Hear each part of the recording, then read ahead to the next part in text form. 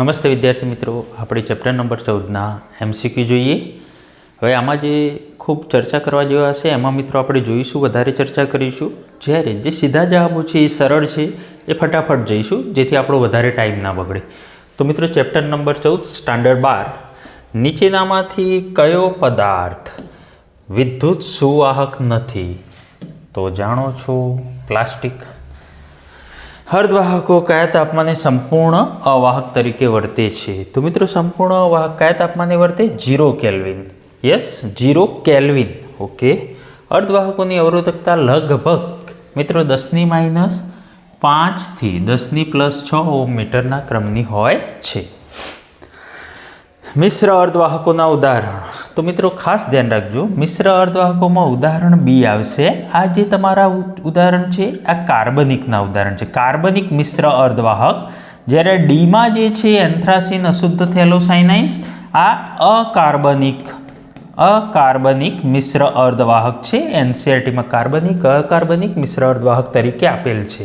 Okay, એટલે ભૂલ ન થાય।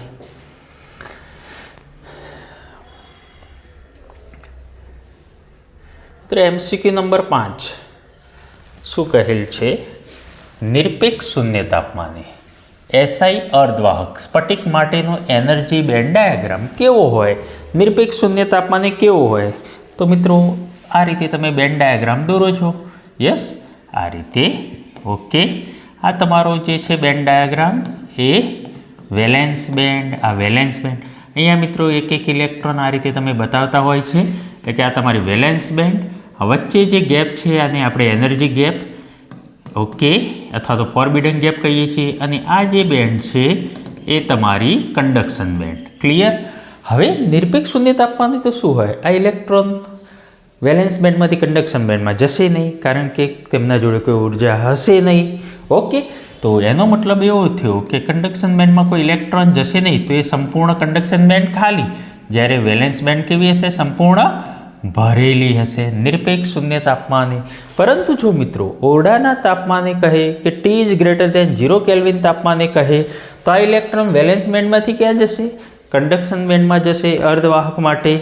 तो ए वखत मित्रों कंडक्शन बेंड खाली हशे नहीं, परंतु 0 केल्विन तापमाने एटले कि निरपेक्ष शून्य तापमाने तो खाली हशे। ओके। वाहक, अर्धवाहक अने अवाहक ની બેન્ડ ગેપ અનુક્રમે EG1 EG2 EG3 છે, તો બેન્ડ ગેપ વચ્ચેનો સંબંધ શું? સિમ્પલ મિત્રો, આ બેન્ડ ગેપ જે છે સૌથી વધારે કોનામાં હોય? અવાહકમાં હોય। અવાહકમાં ઇલેક્ટ્રોન વેલેન્સમાંથી કંડક્શનમાં જઈ શકશે નહીં, કારણ કે વચ્ચેની ગેપની પહોળાઈ ખૂબ વધારે હોય છે, ઉર્જા ખૂબ વધારે હોય છે। ક્લિયર? એના પછી અર્ધવાહક અને વાહકમાં તો મિત્રો એવું કહી શકાય કે આવી કોઈ ગેપ જ નથી હોતી, બધી બેન્ડો એકબીજા ઉપર સંપાત થયેલી માલુમ પડે છે, એકબીજામાં ભળી ગયેલી માલુમ પડે છે વાહક માટે। તો સૌથી વધુ આ ગેપ કોના માટે હશે મિત્રો?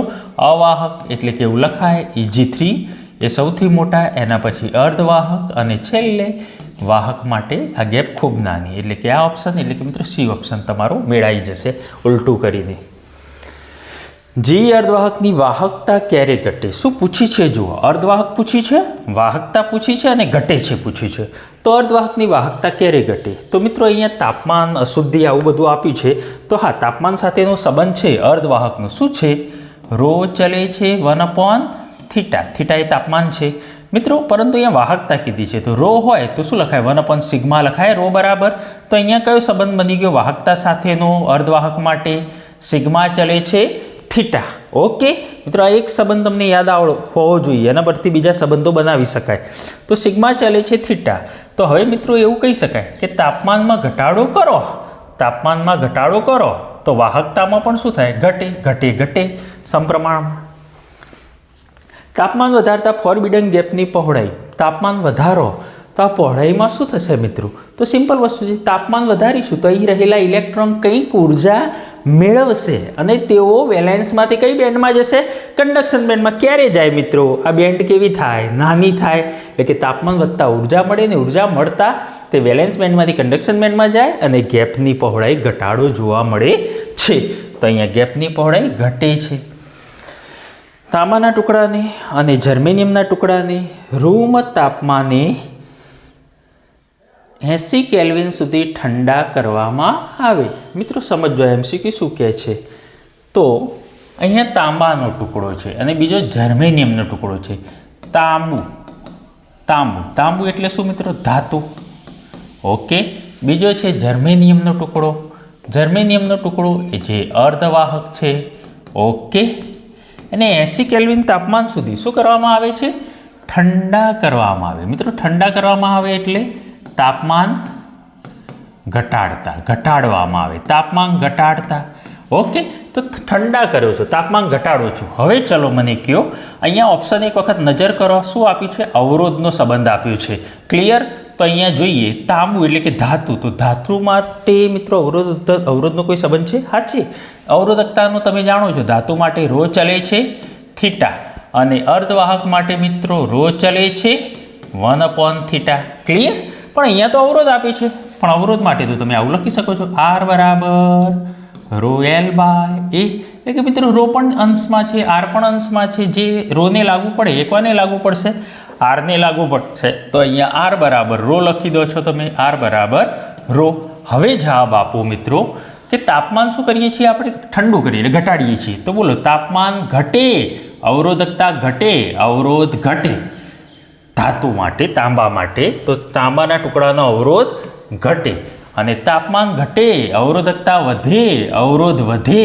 કોના માટે? જર્મેનિયમના ટુકડા માટે. તો ઓપ્શન નંબર ડી. તાપમાનના ઘટાડા સાથે ધાતુઓની અવરોધકતા. તાપમાનના ઘટાડા સાથે તાપમાન ઘટે તો ધાતુઓની અવરોધકતા ઘટે. તાપમાન ઘટે પછી કીધું છે અર્ધવાહકની. તાપમાન ઘટે તો અર્ધવાહકની અવરોધકતા વધે. અહીંયા વધે તો મિત્રો ઓપ્શન બી આવશે. સિલિકોનની ઇલેક્ટ્રોનિક સંરચના જણાવો મિત્રો. 1s2 2s2 2p6 3s2 3p6. અહીંયા 3p6 હોવા જોઈએ.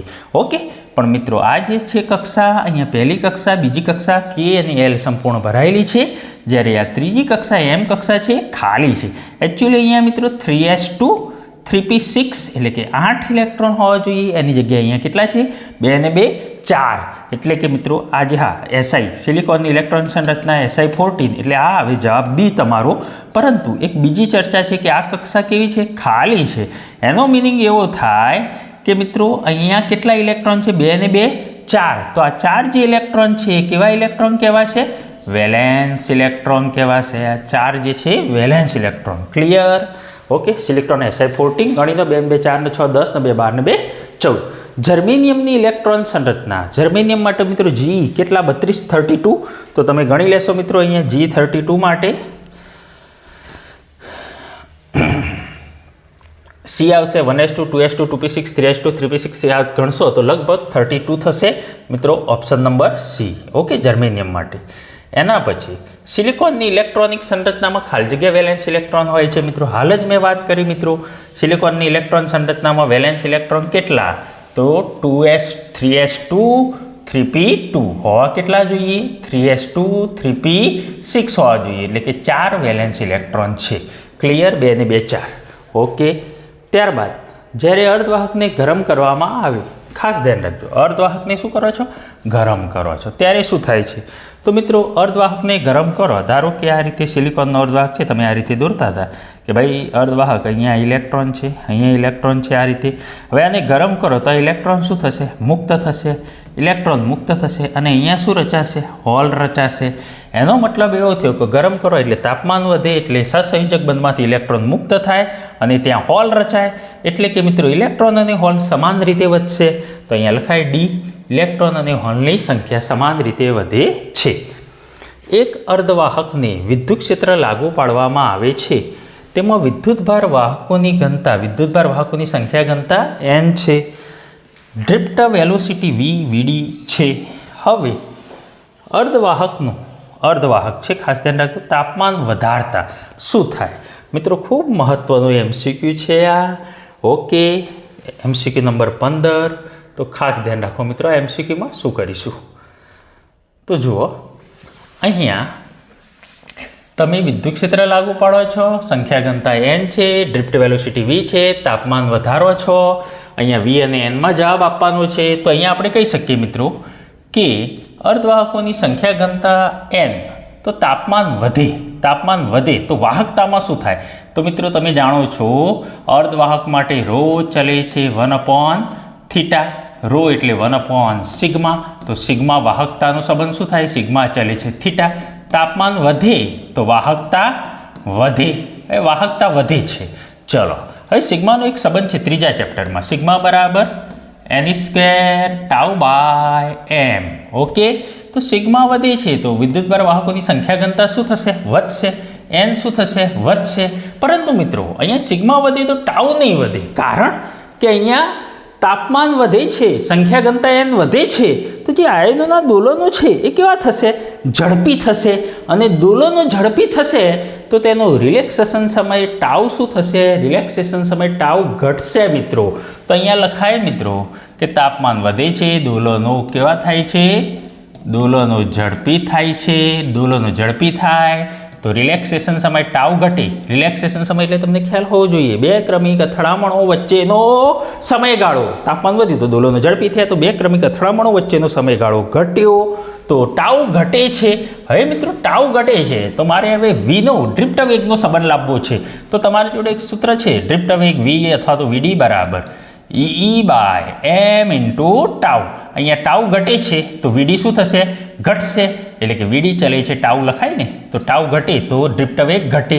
તો અહીંયા ડ્રિફ્ટ વેગ ઘટશે અને n વધશે. ખૂબ મહત્વનો MCQ.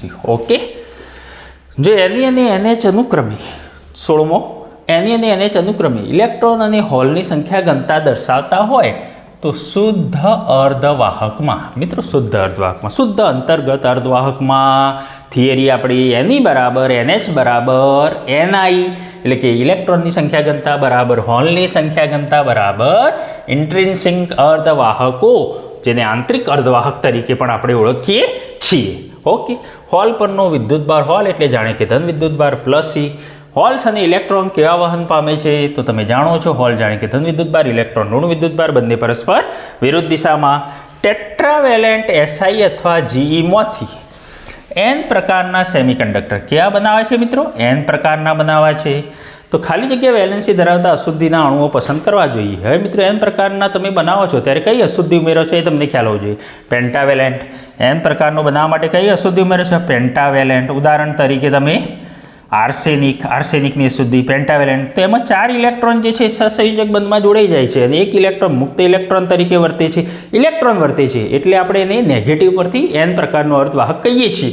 તો તમને ખ્યાલ આવી ગયો મિત્રો, પેન્ટાવેલેન્ટ અશુદ્ધિ ઉમેરવામાં આવે છે તો અશુદ્ધિના અણુઓ કેટલા હોય છે? 5 હોય છે. ક્લિયર મિત્રો? ઓકે, ત્યારબાદ વિદ્યુત ક્ષેત્રની હાજરીમાં અર્ધવાહકમાં મળતો કુલ પ્રવાહ જાણો છો મિત્રો. વિદ્યુત ક્ષેત્રની હાજરીમાં અર્ધવાહકમાં મળતો કુલ પ્રવાહ I બરાબર ઇલેક્ટ્રોનને કારણે મળતો I અને હોલને કારણે મળતો IH, I + IH. ચલો આગળ જોઈએ.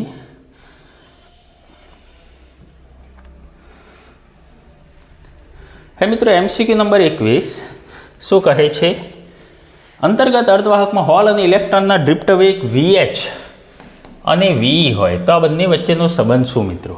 અંતર્ગત શુદ્ધ અર્ધવાહકમાં હોલ અને ઇલેક્ટ્રોનનો ડ્રિફ્ટ વેગ VH અને VE હોય તો શું થાય મિત્રો?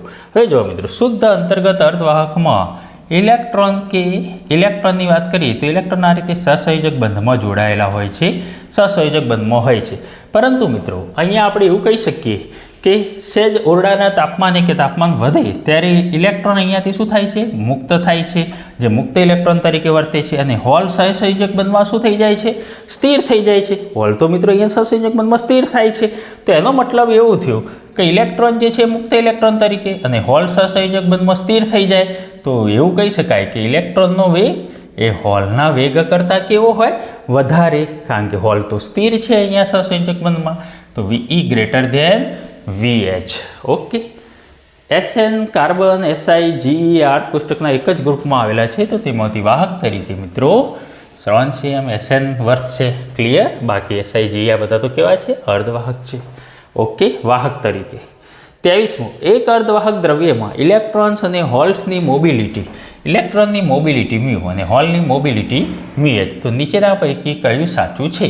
હવે મિત્રો કયું સાચું છે? તો અહીંયા એક વસ્તુ થાય, મોબિલિટીનો તમને સંબંધ ખબર હોવી જોઈએ.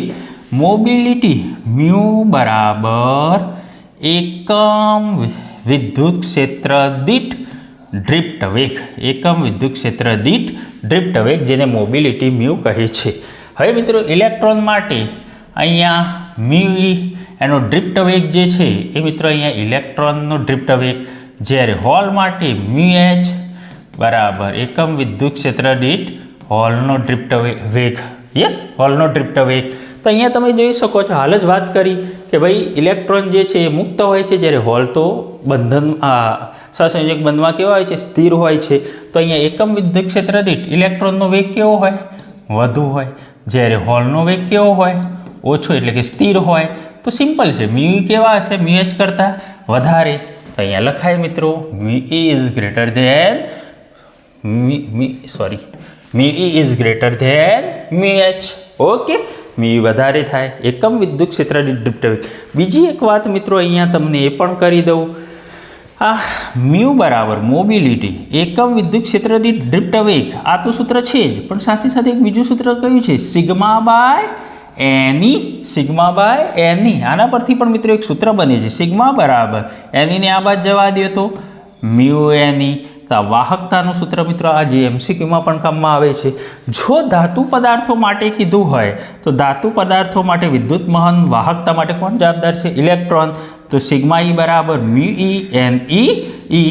અને જો અર્ધવાહક માટે કે તો અર્ધવાહક માટે સિગ્મા વાહકતા બરાબર ઇલેક્ટ્રોન વત્તા હોલને આભારી છે. તો સિગ્મા ઈ વત્તા સિગ્મા એચ, તો મ્યુ ઈ એન ઈ વત્તા mu h n h e. Clear? તો આ ખાસ ધ્યાન રાખજો મિત્રો, એ કોમન કાઢી દો તો મ્યુ એન ઈ વત્તા મ્યુ એચ એન એચ, ખાસ ધ્યાન રાખજો. ઓકે, ચલો એના પછી જ્યારે ખાલી જગ્યા આવે ત્યારે પી પ્રકારનો અર્ધવાહક બને છે. હા, જ્યારે ખાલી જગ્યા આવે ત્યારે પી પ્રકારનો અર્ધવાહક બને. પી પ્રકારનો અર્ધવાહક પોઝિટિવ હોલ. યસ, તો કઈ અશુદ્ધિ આમાં અશુદ્ધિનો અર્થમાં આપ્યું છે? તો મિત્રો એક તો ટ્રાઇવેલેન્ટ અશુદ્ધિ, ટ્રાઇવેલેન્ટમાં કઈ એલ્યુમિનિયમની અશુદ્ધિ એસઆઈમાં, યસ ટ્રાઇવેલેન્ટમાં એલ્યુમિનિયમ આવે. બીજી બોરોન પણ ટ્રાઇવેલેન્ટ આવે, જીમાં મિશ્ર તો બોરોન પણ ખરી. તો અહીંયા બે જવાબ આવશે, બી અને સી. પી પ્રકાર પોઝિટિવ, જેમાં હોલ હોય મુખ્યત્વે, અને ટ્રાઇવેલેન્ટ અશુદ્ધિ ઉમેરવામાં આવે છે, ટ્રાઇવેલેન્ટ. ક્લિયર? ઓકે. તાંબામાં ટ્રાઇવેલેન્ટ કે પેન્ટાવેલેન્ટ અશુદ્ધિ ઉમેરવાથી પ્રવાહમાં કોઈ ફાયદો થાય? તો મિત્રો તાંબુ તો કેવું છે, વાહક છે. હવે વાહકમાં તમે પાછું આ ટ્રાઇવેલેન્ટ કે પેન્ટાવેલેન્ટ અશુદ્ધિ ઉમેરશો તો પ્રવાહમાં શું થશે, ઉલટાનો ઘટાડો થશે. અહીંયા ખાસ યાદ રાખો મિત્રો, આજે આપણે અશુદ્ધિઓ ઉમેરીએ છીએ ને એ વિદ્યુતની દ્રષ્ટિએ તો કેવી છે, તટસ્થ છે. પણ ફાયદો શું થાય છે, જ્યારે આપણે એન પ્રકારના અર્ધવાહકમાં ઉમેરીએ છીએ ત્યારે આપણને ઇલેક્ટ્રોન મુક્ત પ્રાપ્ત થાય છે, જેના લીધે વાહકતા વધે છે. એ જ રીતે મિત્રો પી પ્રકારના અર્ધવાહકમાં ટ્રાઇવેલેન્ટ અશુદ્ધિ ઉમેરો છો ત્યારે એને હોલ પ્રાપ્ત થાય છે. આમ કોઈને કોઈ રીતે તમને મિત્રો એવો પરમાણુ પ્રાપ્ત થાય છે કે જે વિદ્યુત વહનમાં ભાગ લે, પરંતુ વાહકમાં તો એવી કોઈ જરૂર નથી. તાંબા જેવો વાહક પદાર્થ છે, ધાતુ પદાર્થ છે, એમાં તો એવી કોઈ જરૂર નથી. એમાં તો ઉલટાની આવી અશુદ્ધિ ઉમેરશો તો શું થશે, વાહકતામાં ઘટાડો થશે. એટલે કે પ્રવાહમાં કોઈ ફાયદો થાય તો ના થાય, ઉલટાનું વાહકતા ઘટે. ટ્રાઇવેલેન્ટ અને પેન્ટાવેલેન્ટ અશુદ્ધિઓ મેં તમને હાલ જ વાત કરી કે તેઓ વિદ્યુતની દ્રષ્ટિએ કેવી હોય છે, તટસ્થ હોય છે. ઓકે. પી પ્રકારના અર્ધવાહકમાં મુક્ત ઇલેક્ટ્રોન સંખ્યા ઘનતા અને હોલની સંખ્યા ઘનતાનો ગુણોત્તર મિત્રો પોઝિટિવ. પી પ્રકારનો અર્ધવાહક પોઝિટિવ. તો મિત્રો આમાં તમને ખ્યાલ છે કે તમે ટ્રાઇવેલેન્ટ અશુદ્ધિ ઉમેરો છો તો શું પ્રાપ્ત થાય છે, હોલ પ્રાપ્ત થાય છે. તો અહીંયા લખી શકાય કે મ્યુ એચ વધારે હોય, એટલે કે mu H is greater than mu E. અહીંયા તમને કોનો ગુણોત્તર કીધું છે, ઇલેક્ટ્રોનની સંખ્યા ઘનતા ભાગ્યા હોલની. તો અહીંયા લખાય mu e by mu h. તો અહીંયા લખાય mu e by mu h. તો મ્યુ એચ વધુ છે, છેદ વધુ છે, તો ગુણોત્તર કેવો થશે, લેસ ધેન 1 થશે. મ્યુ ઈ લેસ ધેન મ્યુ એચ. તો 1 કરતાં ઓછો, 1 કરતાં ઓછો, બી ઓપ્શન તમારું. ઓકે, ચાલો આગળ જોઈએ. 28મો MCQ જુઓ મિત્રો, શું કીધું છે, એક અર્ધવાહક પદાર્થમાં ઇલેક્ટ્રોનની સંખ્યા ઘનતા એની બરાબર તમને આપે છે 4.5 × 10⁻22. હોલની સંખ્યા ઘનતા NH બરાબર 4.5 × 10⁹ તો અર્ધવાહક ખાલી જગ્યાનો છે. સિમ્પલ છે. અહીંયા સંખ્યા ઘનતા એની અને NH જોઈ લો તો એની કેવા છે? વધારે છે. હવે એની વધારે હોય, ઇલેક્ટ્રોનની સંખ્યા ઘનતા વધારે હોય તો કયા પ્રકારનો અર્ધવાહક? નેગેટિવ. N પ્રકારનો અર્ધવાહક. તો મિત્રો N પ્રકારના અર્ધવાહક તરીકે વર્તે. પછી 29મો, અર્ધવાહકમાં ઇલેક્ટ્રોનની સંખ્યા ઘનતા NE બરાબર 7 × 10⁻12. હોલની સંખ્યા ઘનતા NH બરાબર 7 × 10. બંને સમાન છે તો એ તો કયા અર્ધવાહકમાં બને? શુદ્ધ અંતર્ગત અર્ધવાહકમાં NE બરાબર NH બરાબર NI. ઓકે. આકૃતિમાં દર્શાવેલ એનર્જી બેન્ડ ડાયાગ્રામ કયા પ્રકારના અર્ધવાહક માટે છે? મિત્રો આ બેન્ડ ડાયાગ્રામ આપ્યો છે પરીક્ષામાં, જો પૂછાય તો તમારે આ જ દોરવાની છે આકૃતિ. T > 0 કેલ્વિન તાપમાને આકૃતિ આપેલી છે. ઓકે, તો અહીંયા જોઈ શકો આ કયા ડાયાગ્રામ કયા પ્રકારના અર્ધવાહક માટે છે? તો સિમ્પલ મિત્રો, વેલેન્સ બેન્ડ છે, કન્ડક્શન બેન્ડ છે. આ જે છે T > 0 કેલ્વિન તાપમાને અથવા તો ઓરડાના તાપમાને છે, એટલે કે વેલેન્સ બેન્ડમાંથી ઇલેક્ટ્રોન કન્ડક્શન બેન્ડમાં જાય છે. બીજી વસ્તુ મિત્રો, અહીંયા આ બેન્ડના નીચે આવું કંઈક કર્યું છે. આ શું છે? આ જે છે આ શું છે? તો મિત્રો આ જે છે ને એ તમે અશુદ્ધિ ઉમેરેલો છો, ઉમેરેલી અશુદ્ધિ. અહીંયા ED, ડીનો અર્થ શું થાય? ડોનર અશુદ્ધિ. કઈ અશુદ્ધિ? ડોનર. ડોનર એટલે દાતા અશુદ્ધિ. હવે દાતા અશુદ્ધિમાં કોણ છે મિત્રો? તો N પ્રકારનો અર્ધવાહક જે દાતા અશુદ્ધિ તરીકે, જેમાં ઇલેક્ટ્રોનનું શું થાય છે? દાન થાય છે. ઇલેક્ટ્રોન દાન રૂપે મળે છે. તો મિત્રો અહીંયા તમે જોઈ શકો છો કે જ્યારે આ અશુદ્ધિ ઉમેરો છો ત્યારે N પ્રકારમાં આ અશુદ્ધિ સીધી કોના જોડે હોય છે? તો કન્ડક્શન બેન્ડના જોડે હોય છે સીધી. કેમ? કારણ કે તમે જુઓ છો મિત્રો, અશુદ્ધિ જ્યારે ઉમેરો છો ને ત્યારે સીધી અહીંયા મુક્ત ઇલેક્ટ્રોન તરીકે 4 ઇલેક્ટ્રોન જે છે એ તો જોડાઈ જાય છે, પણ એક ઇલેક્ટ્રોન વધારાનો મુક્ત ઇલેક્ટ્રોન પ્રાપ્ત થાય છે. તો એ મુક્ત ઇલેક્ટ્રોન જે છે તો સીધો વાહકતા માટે જવાબદાર છે, વિદ્યુત વહન માટે જવાબદાર છે, અને સીધો કોની જોડે હશે? કન્ડક્શન બેન્ડની જોડે હશે. તો અહીંયા મિત્રો અશુદ્ધિનું તમે કન્ડક્શન બેન્ડની જોડે બતાવો છો. પણ આની જગ્યાએ જો P પ્રકારનો અર્ધવાહક હોત તો P પ્રકારના અર્ધવાહકમાં તો તમને ખ્યાલ છે કે શું હોય છે? એક હોલ હોય છે. એક હોલ. તો અહીંયા મિત્રો 3 ઇલેક્ટ્રોન ભરાઈ જાય છે, પરંતુ એક જગ્યાએ હોલ ઉત્પન્ન થાય છે. એટલે કે હોલ સહસંયોજક બંધમાં કેવો હોય? સ્થિર હોય. એનો મતલબ જ્યારે P પ્રકારની અશુદ્ધિ આવે તો આ તો ઇલેક્ટ્રોન આકર્ષવાની વૃત્તિ ધરાવે, એટલે કે એને એક્સેપ્ટર અશુદ્ધિ કહેવાય. P પ્રકારની વાત કરું છું. અને એમાં મિત્રો આજે તમે અહીંયા બતાવીને એ ક્યાં બતાવશો? નીચે. આ રીતે બતાવશો મિત્રો, આ રીતે હોલ તમે નીચે બતાવશો, જેને આપણે એક્સેપ્ટર અશુદ્ધિ EA વડે દર્શાવીએ છીએ. ક્લિયર? તો આ તો મિત્રો જે આકૃતિ છે એ કોની છે? N પ્રકારના અર્ધવાહકની. હા, અને મિત્રો ઇલેક્ટ્રોન અહીંયા ગતિ કરતા બતાવ્યા છે તમને કન્ડક્શન બેન્ડમાં જતા. એનો મતલબ T > 0 કેલ્વિન અથવા તો ઓરડાના તાપમાને લખાય. તો N પ્રકારનો અર્ધવાહક ઓરડાના તાપમાને. ક્લિયર? અહીંયા ઓનલી કેલ્વિન આપ્યું છે. બરાબર. એનર્જી બેન્ડ ડાયાગ્રામ કયા અર્ધવાહક માટે છે? તો હાલ જ મેં વાત કરી મિત્રો કે P પ્રકારના અર્ધવાહકમાં મિત્રો હોલ જે હોય પ્રાપ્ત થાય એ સહસંયોજક બંધમાં સ્થિર હોય છે, એટલે કે કન્ડક્શન વેલેન્સ બેન્ડની નજીક હોય. આ તમારી વેલેન્સ બેન્ડ છે એના નજીક હોય. એક્સેપ્ટર અશુદ્ધિ તો એ અહીંયા નજીક હોય છે. આ P પ્રકારના અર્ધવાહક છે. કયા પ્રકારનું? P પ્રકારનું. ક્લિયર? મહત્વનું છે મિત્રો. જો પરીક્ષામાં આકૃતિ દોરવી જુઓ બેન્ડ ડાયાગ્રામ T > 0 કેલ્વિને, તો આકૃતિ તમારે દોરવાની થાય.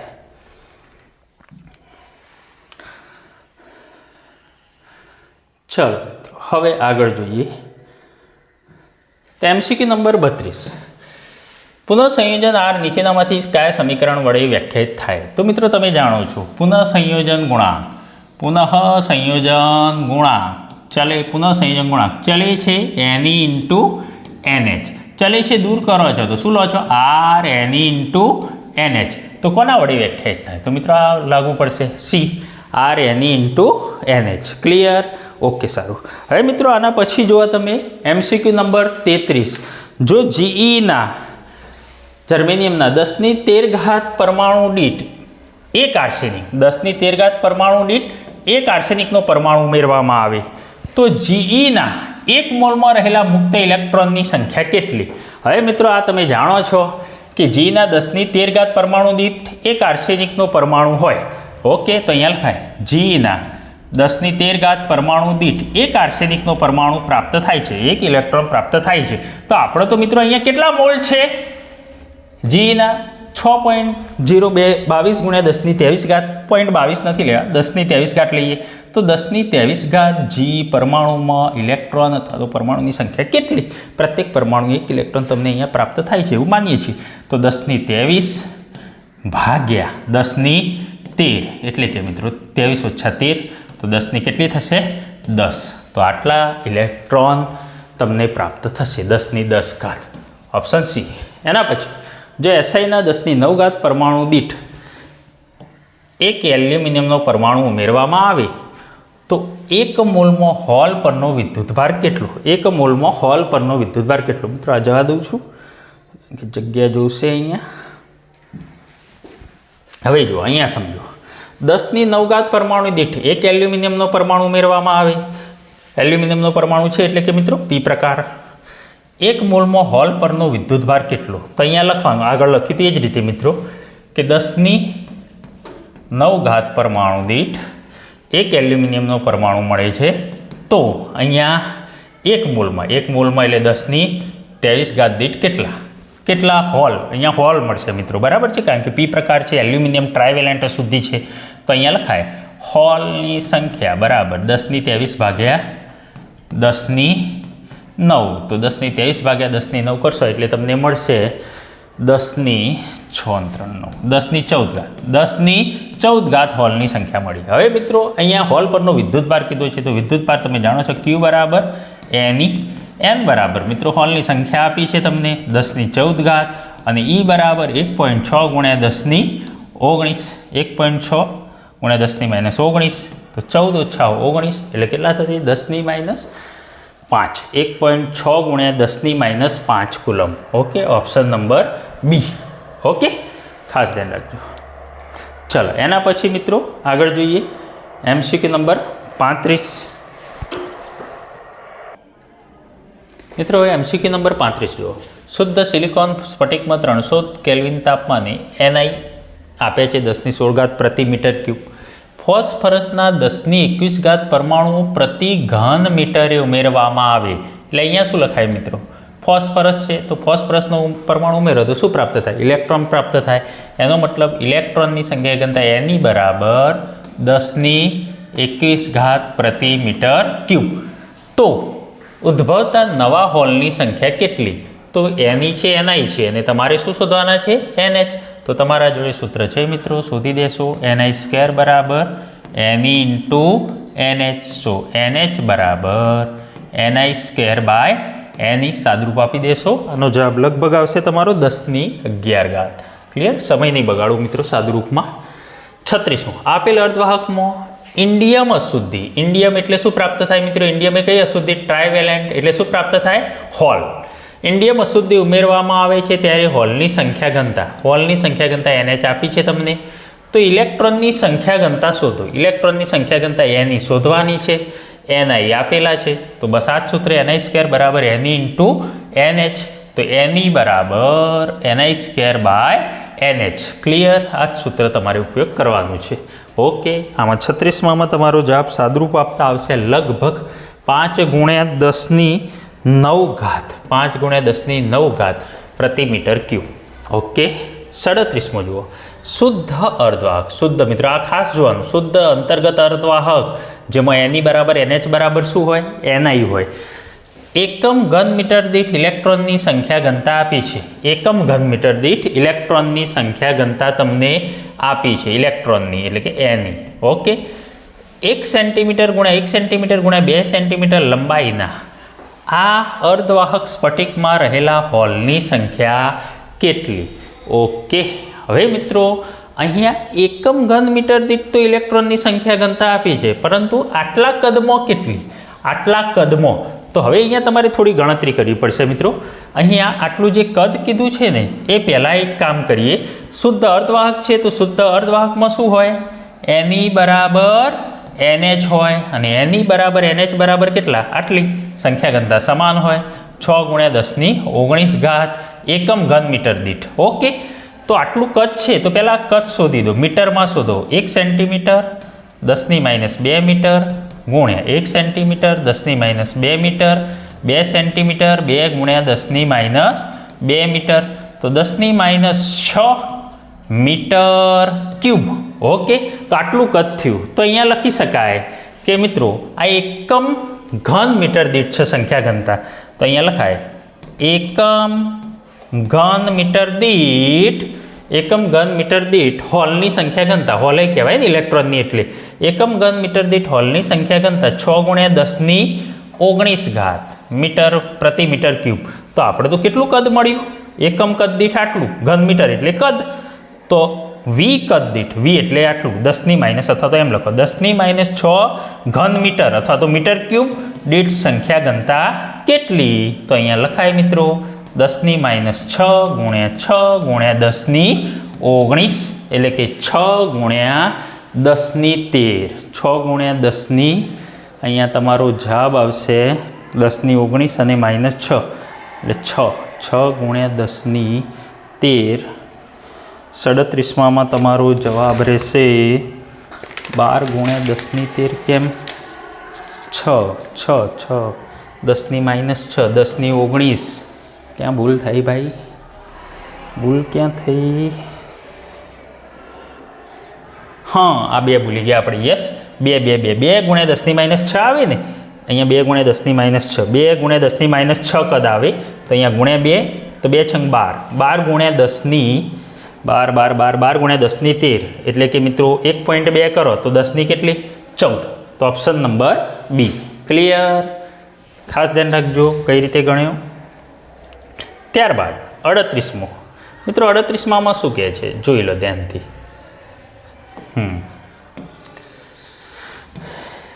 એક અર્ધવાહકમાં ઇલેક્ટ્રોનની સંખ્યા ઘનતા ચલો આપી છે NH. હોલની સંખ્યા ઇલેક્ટ્રોનની એની, હોલની સંખ્યા ઘનતા NH આપેલી છે પ્રતિ સેન્ટીમીટર ક્યુબ. તો અનુક્રમે આ અર્ધવાહક કયા પ્રકારનો હશે? મિત્રો અર્ધવાહક કયા પ્રકારનો છે એ જવાબ આપો. આ 10⁻13 છે, સેન્ટીમીટરમાં છે. આ 10⁻12 છે, સેન્ટીમીટરમાં. તો આ 10⁻13 કેવી? સંખ્યા નહીં જોવાની, ઘાત જ જોઈ લો. 10⁻13 વધારે, તેનો મતલબ ઇલેક્ટ્રોનની સંખ્યા ઘનતા NE is greater than NH. ઇલેક્ટ્રોનની સંખ્યા ઘનતા વધારે હોય તો એ કયા પ્રકારનો અર્ધવાહક થાય? N પ્રકારનો. તે N પ્રકારનો ફાઇનલ. ઓકે, આ બેમાંથી એક જવાબ આપવો જોઈએ. હવે આગળ જોઈએ તો અનુક્રમે આ અર્ધવાહક કયા પ્રકારનો? N પ્રકારનો. તેની અવરોધકતા કેટલી હશે? ઇલેક્ટ્રોનની મોબિલિટી તમને આપી છે, સેન્ટીમીટરમાં જ આપી છે એકમ. હોલની મોબિલિટી આપી છે 100 સેન્ટીમીટર સ્ક્વેર.